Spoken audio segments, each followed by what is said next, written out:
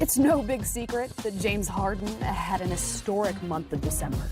He averaged more than 36 points a game, nearly 8 assists, and the Rockets went 10-4.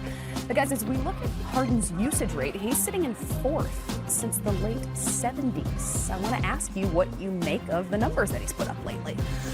Well, you definitely are impressed with the numbers in terms of the point production. You're concerned about the usage rate that we see here going into January, because when you look at that list, everyone with that high number, from my understanding, got knocked out in the first round. Never made it past the first round. And you look at Jordan there and the guy sitting to my left, the Celtics knocked them out in the first round. So I think we need to put these numbers into proper perspective when we're looking at James Harden. I don't know if I can recall a time in our league where a guy has dominated the ball so much and so often for 24 seconds of the shot clock. So here's 13 seconds, and any basketball player that you give him 13 seconds to kind of play with it and do their thing, they're going to have some success. Not to take anything away from Harden, but the way he dominates the basketball, he's a phenomenal one-on-one player, but he gets to play basically rec ball, one-on-one basketball every time down court. And here, I don't think anybody touches the basketball. Now, the shot clock started at 24. We're down to 14, 13, 12, 11, 10. You know, I don't think anybody touches the basketball here. So you get close to, 18, 17 seconds to kind of do your thing with the basketball. And most players in the NBA, if they get that amount of time to play one-on-one, they won't have the numbers that maybe Harden has right now, but they will be effective. So let's put the numbers into proper perspective. He's had a great run, and what he's doing is, unheard of. But at the same time, the way he's dominating the basketball is also unheard of in our league. So do you think that it diminishes those numbers in any way if you could plug in many other very talented basketball players, give them the same usage rate?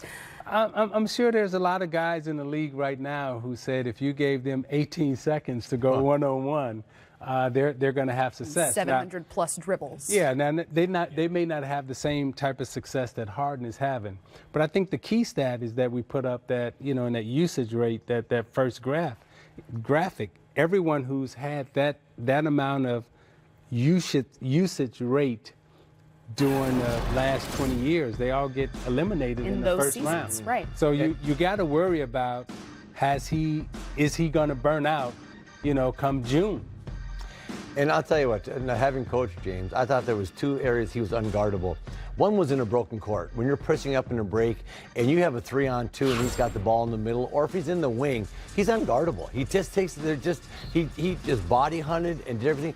And on swing, when he was the third guy to get it, and guys were closing out on him. But you want to see any more, James very seldom is in those situations where the ball gets swung to him. He has it so much. And I just think, look, I grew up with all 5 guys touching the ball, moving the ball, and you made quick decisions. The ball came to you, you shot it, you drove it, or you passed it, and then you cut and you move. I still think that's the most beautiful basketball. I think when Golden State's playing that style, even though they shoot a lot of threes, it's still a wonderful basketball style to play.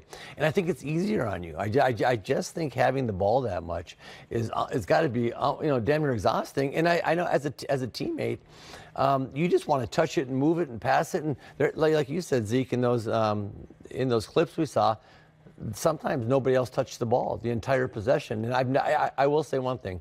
Steve Nash started doing it, the same coach, Mike D'Antoni, where he just would dribble into the basket and dribble around and all over.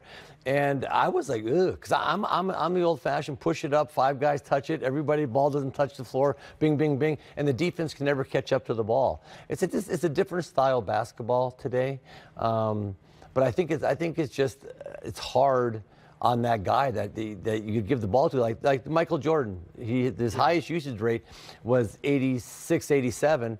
and they lost in the first round. When the triangle came in and everybody started touching it and feeling it, and Phil Jackson would all say, not yet, Mike. I'll let you take the game over, but not yet. Keep everybody involved. Your defense is better. Your offense is better. And I love basketball in the five-man game style where everybody's passing and touching and moving. I just like that style better. But perhaps a realistic expectation that his usage rate goes down when Chris Paul returns. So you would hope so. You would think.